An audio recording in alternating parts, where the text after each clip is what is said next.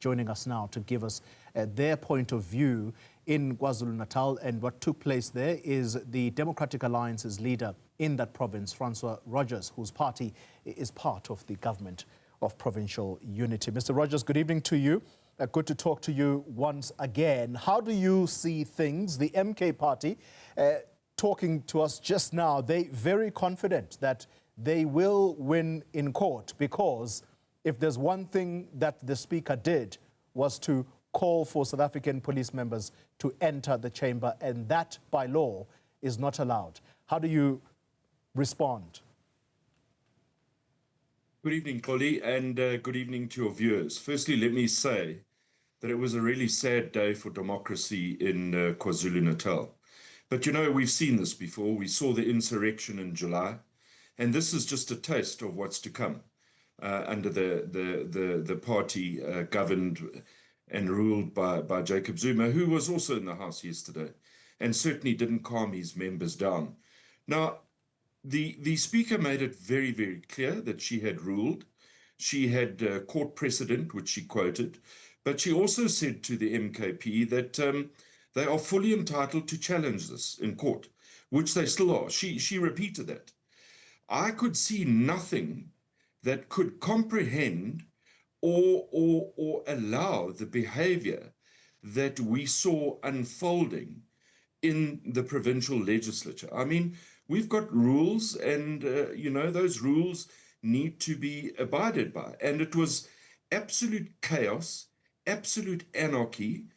People were injured. The Speaker herself was manhandled.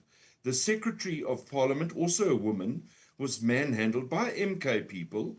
And the shot you have in your picture now is after the proceedings had been halted. The Speaker had already closed the sitting. The police entered after that. So, you know, MK must take it to court, but we've seen this, Xoli. MK challenged the results of the last election. They've complained that the elections were rigged. They've complained that this motion of no confidence was rigged. This is all they can bring to the table. This is not what the people of KwaZulu-Natal want, which is a government that is stable and that delivers. You say that we've seen an attempted insurrection before, and this is a taste of things to come. They seem to argue that it is the provincial government of unity that is incapable of delivering services to people. And if you are going to invoke the July 2021 insurrection, the report coming out of that was that what actually was at the center of that insurrection, at least attempted insurrection, was the socio-economic conditions that the people of these two provinces, KZN and Gauteng, are living under. Yes, it might have been ignited by the few that said Zuma going to jail, simply they could not stomach it. But if you go back to that report of Professor Sandy Africa, it was clear that poverty and all of the ills that come with it were front and center of that insurrection. Now, they are blaming you for that, to say the more people experience this, which is poverty and the underlying issues under it, therefore, you're going to see more of this in South Africa. Do you still want to go along that line?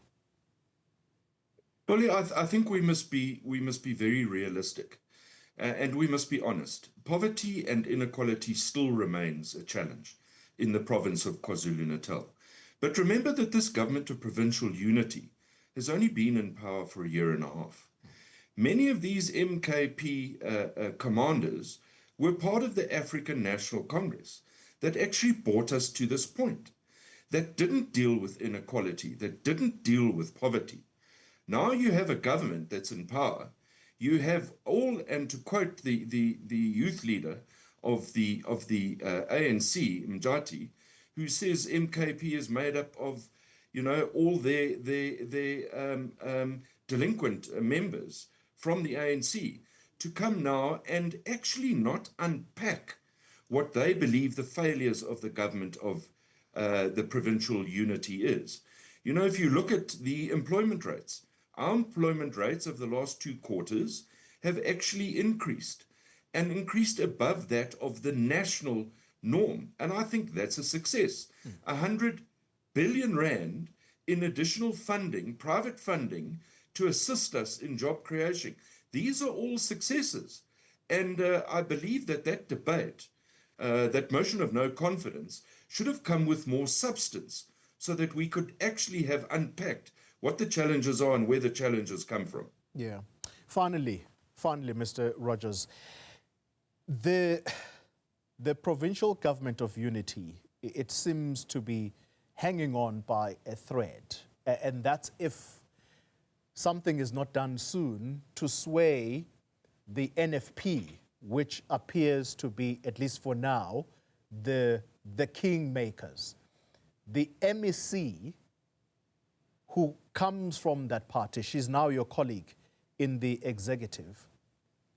The understanding is that she was going to go against the party line if indeed things had gone according to, I suppose, what the MKP would have wanted yesterday. I worry that you sat here the other day and you said, if there is one government of unity that is holding tight, it is the one in KZN. In fact, it's holding better than the GNU at national. Can you say the same? Well, you know what? I was asked this exact question the other day. And I think what transpired yesterday has made the partners in the GPU more resilient and more determined to actually keep this anarchist organization out of government in the province of KwaZulu-Natal. What we've got to do is we've got to strengthen ourselves amongst our partnership.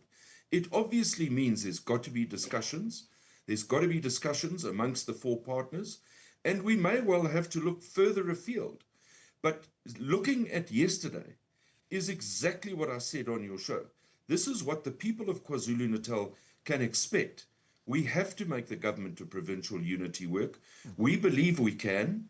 And, in 6 months' time, if the MKP wants to throw another motion of no confidence, we'll be stronger by then, and we'd have unrolled and unpacked more successes in our province. Francois Rodgers, the leader of the Democratic Alliance in KZN.